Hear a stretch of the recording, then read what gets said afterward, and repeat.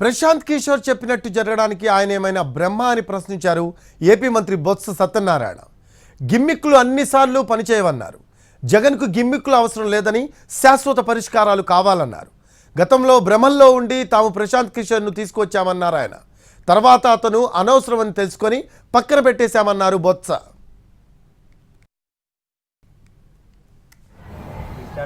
బ్రహ్మ అదేనా బ్రహ్మంగారు బ్రహ్మ cash party మీరు అనొచ్చు మీరు కూడా ఎస్ ఆ రోజు మేము కూడా భ్రమంలో ఉంది ఏదైనా తీసుకొచ్చాము. ఆ తర్వాత చూసాం తత్వం ఇది కమర్షియల్ రా బాబు, ఇది ప్రాక్టికల్గా లేదు, ఇది వేస్తూ అనుకున్నాము. జిమ్కి ఎంతవరకు పనిచేయవు కదా సార్, జిమ్కి ఆ క్షణంకి పనిచేస్తాయి.